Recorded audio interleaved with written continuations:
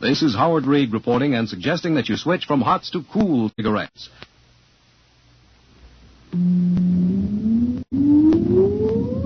Countdown for blast off.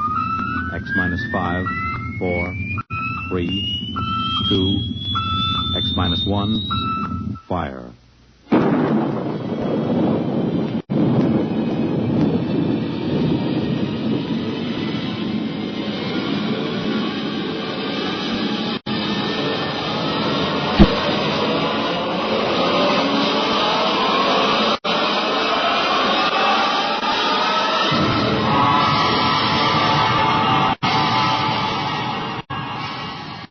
From the far horizons of the unknown come transcribed tales of new dimensions in time and space. These are stories of the future, adventures in which you'll live in a million, could be years, on 1,000, maybe worlds. The National Broadcasting Company, in cooperation with Street and Smith, publishers of astounding science fiction, presents X minus 1.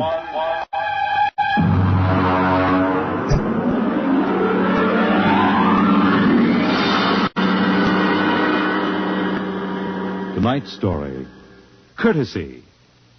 This is the story of the second expedition to the planet of Landro. I'm recording it for any future expeditions which might land on this godforsaken sphere, and the hope that they may learn from our tragic example. As I write, there are 2 of us left.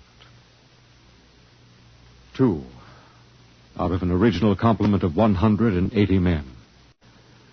One of us, myself, will be dead in less than 23 minutes. As for the other, heaven have mercy on him, I do not know.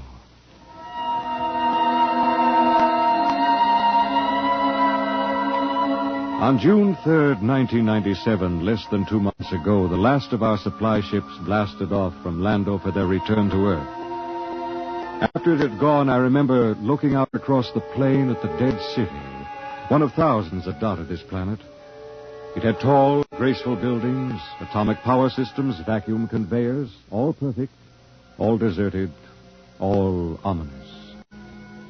How had it happened?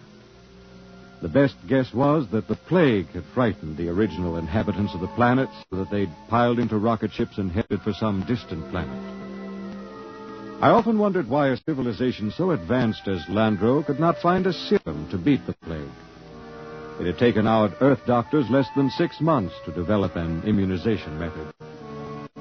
Well, maybe those aborigines back in the hills knew the answer. That strange, ugly little people who had taken to the caves the day we landed. I was thinking these things when something happened that gave me the shock of my life. Good evening, Captain. Oh, what brings you here, Doctor? It's the matter of the serum, sir. Oh, what about the serum?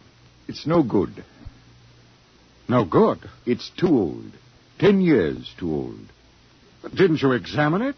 Yes, I did, but, well, my eyesight has been failing lately.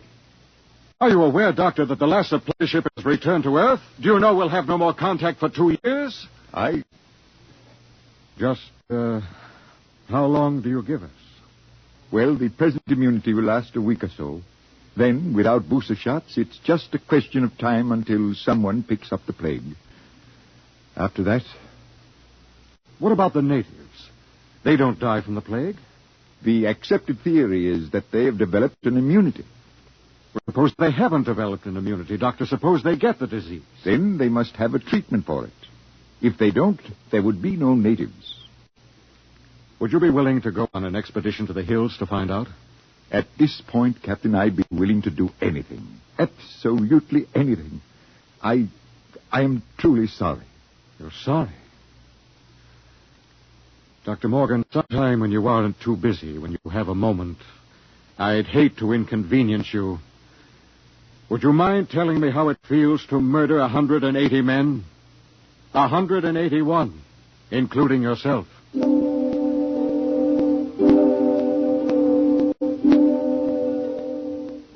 I did a lot of thinking after Dr. Morgan left my hut. It was still unreal for me. After all, the planning of an expedition was no simple thing. You put into it the result of years of training and experience, years of study at the academy, years of learning how to handle men and natives. Every man on my crew was hand-picked for his skill. And yet, a simple thing like a myopic surgeon misreading a label could blast the whole thing. Yes, it was a shame. And I did the only thing I could think of. I yelled for Bat Ears Brady. Brady! Get your carcass in here. Take the lead out. Okay. Well, what's up? Sit down, Bat Ears. You got trouble, Kev? We got trouble. What? The serum's no good. What? Morgan forgot to check it. It's 10 years too old. Holy jumping snails. You're going to court-martial that? It wouldn't do much good. We'll all be dead pretty soon unless somebody figures something out. Well, what are you going to do, Kev? Well, there's only one chance. One chance in 10 million. What? The natives. Them cave rats. What good can they do us? Now, they don't get the plague, so maybe they know a cure. Okay. Let's get a few of them and beat it out of them. That's why you're here. Shoot. How'd you like to come along on a little expedition up to the cave country? You, me, the doctor, and Faulkner. Faulkner?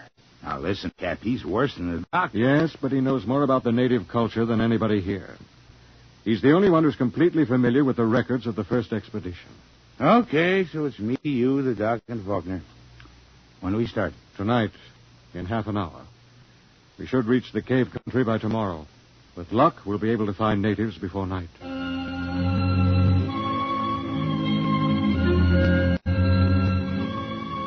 Benny Faulkner was the expedition anthropologist. One of the most unfortunate-looking individuals I've ever met. An ugly man with large ears and a big nose. His body was small and consumptive, but he had a good brain, and he was the best anthropologist the Interplanet Institute could recommend. He and Dr. Morgan were the only two civilians on the expedition. We set out, and after several hours hard walking... Cap. Yeah, what is it? Don't look now, but very slowly turn your eyes to the right and look behind that big yellow rock. Okay. You see anything? No? Well, keep looking. Don't stop walking or let on. Okay. There. Yes, it looked like a shadow or something. It's one of them gimpos. He's been following us now for almost an hour, dodging in and out behind the rocks. Shall I bring him in? No, not yet. Just pretend you don't see him. Tell the others, if they notice, to show no fear. There's nothing will start these simple-minded cavemen like fear.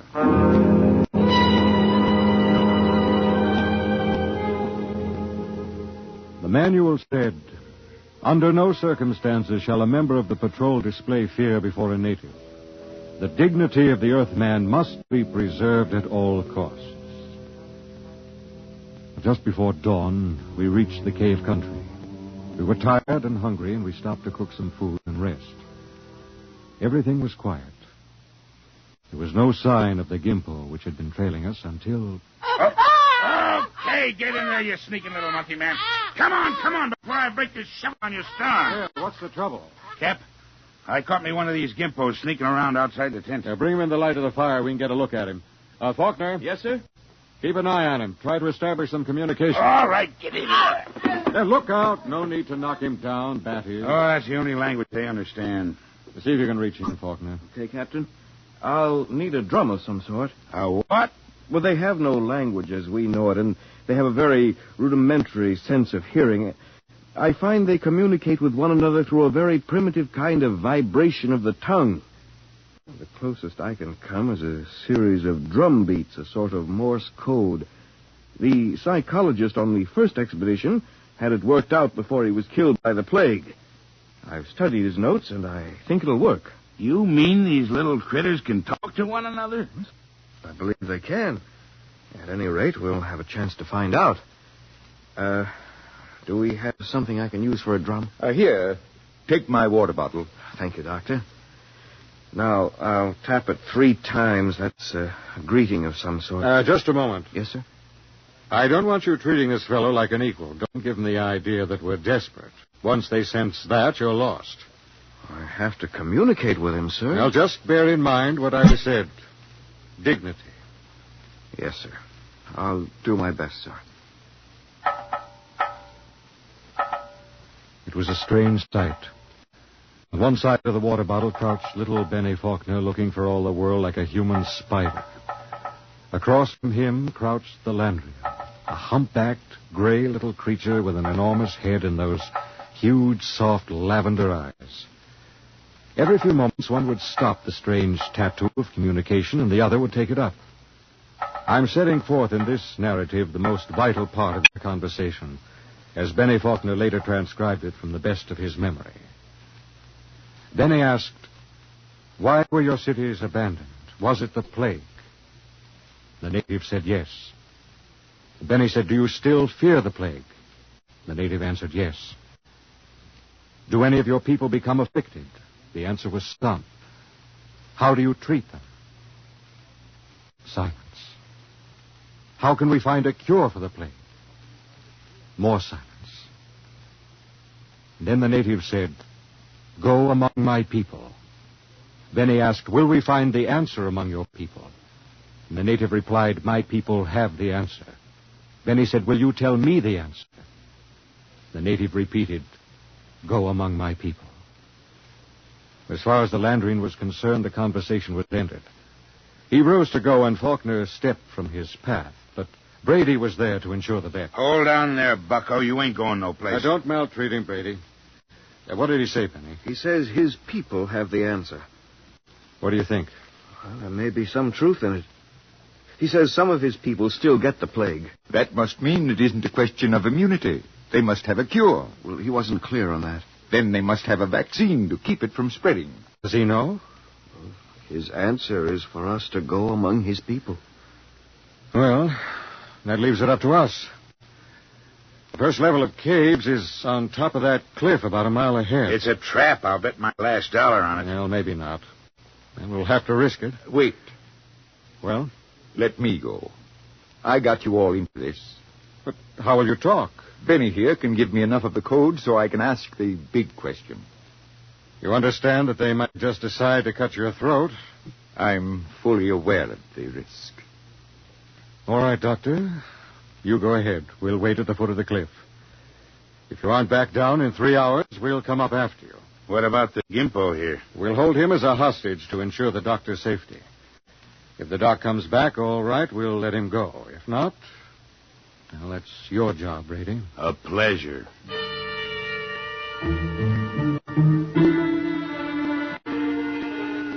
It took Dr. Morgan about an hour to pick his way up the side of the cliff to the first of the openings where the Landrians lived. He waved to us before he entered the mouth of the cave, and we waved back. Then we settled down to wait. It was a long, long wait.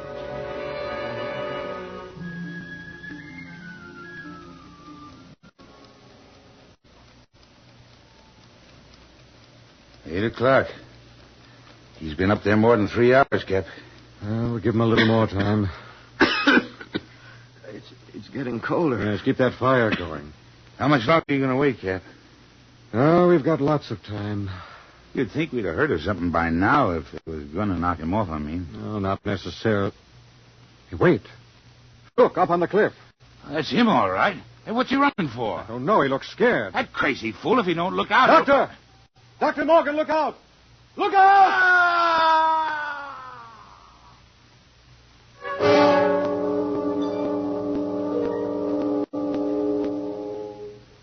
We found the doctor at the foot of the cliff, crumpled and broken. There were no marks on his body, nothing except a twisted, mocking grin on his face. Oh, yes, and one other thing. Scrawled across the pad he had taken with him on which to make notes concerning the answer was a single word. The word was courtesy. We threw the paper away. The expedition was a failure. Though Bat Ears claimed he'd get it out of the Gimpo if I'd let him. I nodded in agreement. Bat Ears took the little native off behind an outcropping of rock. He was back in 15 minutes, dripping with sweat. Well? Let's go, Cap. Nothing, huh? But nothing. Is he... They ain't made very good, these little gray people. They come apart too easy, so... Let's go, huh, Cap? All right. Benny... Benny, what is it? I feel kind of sick. All of a sudden, in the back of my head, a dull kind of pain. Let me see your tongue. Come on, give me a hand, Bat Ears. We've got to get him back to camp. What is it? I'm not sure, but that blackness on the tongue and the headache, it could be the plague.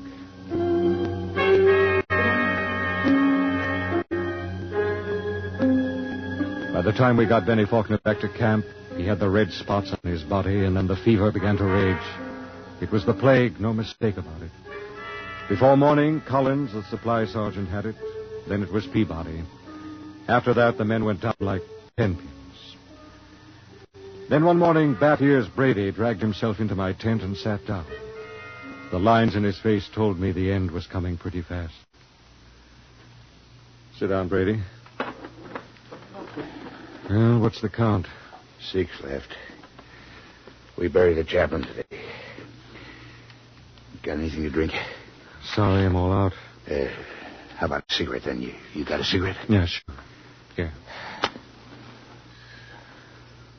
How's Faulkner? I don't get it. He's still alive. Still alive? Yep. In fact, he's getting better. He's sitting up. Holy mackerel. Oh, this is a good cigarette. It's like any other. No. This one's different, Cap. This is my last. What do you mean, Brady? Take a look at my tongue. See? Little black spots.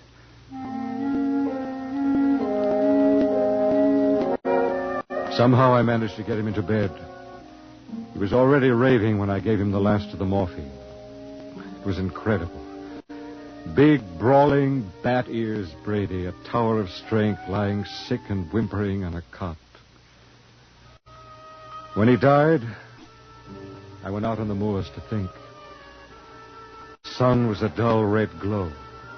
Cold breeze whipped up. But somehow I couldn't forget Faulkner. Why should Faulkner recover from a plague from which no man has ever recovered? Surely there must be a reason. Nothing happened without a reason. I turned and went back to see Benny Faulkner. Hello, Captain. Hello, Benny. How are you? Pretty good. I got up and walked a couple of steps today. How goes it? Brady's gone. Oh. I just buried him. Listen, Benny, there must be some reason why... Well, there's nothing strange about me, nothing different from any other man. There must be. You survived the virus. Oh.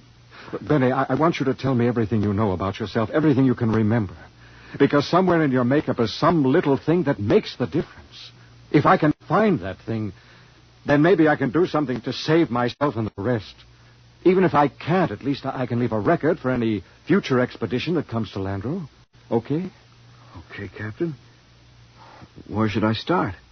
At the beginning. I'm going to take notes. Well, I was born on the 2nd of July in 1971. My parents were ordinary people. My father was...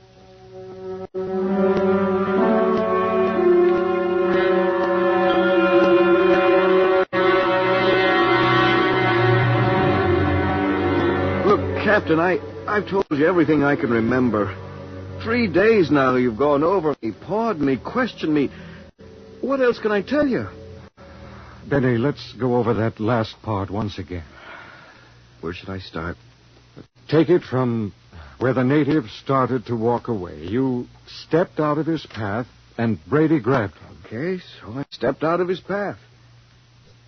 Why? What do you mean, why? Why did you step out of his path? Why not? Courtesy, I guess. What's the matter? Courtesy. That's the word that Dr. Morgan had scrawled in his notebook. Well, I don't see that. I don't either. Tell me, Benny, why should you want to be courteous to a native? Why not? What about maintaining your own dignity? Are you talking about dignity or arrogance? I don't know. Benny, listen, maybe we were all wet in our deductions. Maybe these cities here on Landro weren't deserted centuries ago. Maybe these little people up in the caves are the same people who used to live in those big cities. Why would they leave? Maybe they found out the big cities weren't the answer. Maybe they found out that civilization doesn't necessarily bring happiness. So they just packed up and left, returned to the simple. No, it doesn't make sense. You're forgetting the plague. What is the plague, Benny? Well, I don't know. Is it a virus? I don't think they ever found out. You know what I think? What? I think the plague is nothing more than what we know as greed and arrogance. Captain, you're going off your rocker. I think maybe we're in line to die, even if the serum was good. In fact, I don't think the serum had anything to do with it. Oh, I never heard anything as crazy, fantastic in my life. No? Well, I think I'll go back to my tent and finish writing the report. I'm beginning to sweat a little. Captain, maybe it isn't the plague. It is. I've seen it too many times to kid myself about it. Maybe hot compresses or something. No, Benny. Listen, Captain, you don't believe that junk about courtesy, do you? I mean, that's a lot of nonsense. You must know that. Holy mackerel, Captain. You do believe it, don't you? Good night, Benny. I think I'd like to be alone for a while. Okay. Good night, Captain. Maybe the supply ship will be early. You can probably stick it out. Sure. Good night, Captain.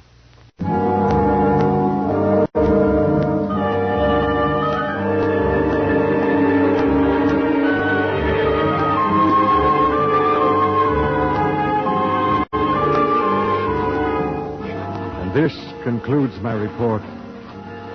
I'm turning it over to Benny Faulkner in the hopes that he will be able to transmit it to any other expedition commander who contemplates exploring the planet of Landro. The fever is beginning to mount now. My hands tremble as I write. The end should not be far off. There's little question in my mind as to what it'll be. You see, I didn't have a chance. I stepped out of no paths. I showed no courtesy.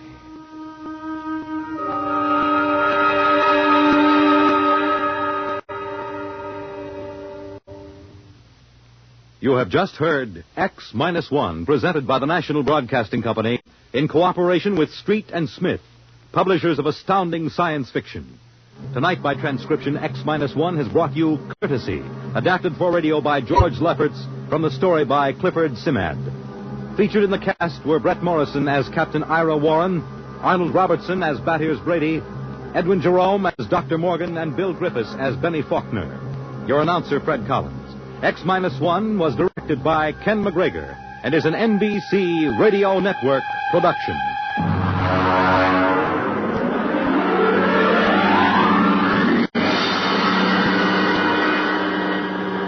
And now, next week, the frontier is a strange place. And a frontier is not always easy to recognize. It may lie on the other side of a simple door marked "No Admittance." But it is always deadly dangerous. What happens when an innocent girl ignores a single regulation? You will find out next week at X-1.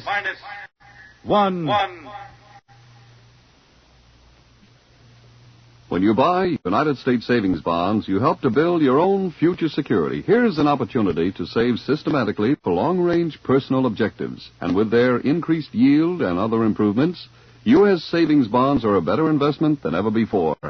Hear the music of Ted Heath tonight over most NBC radio stations.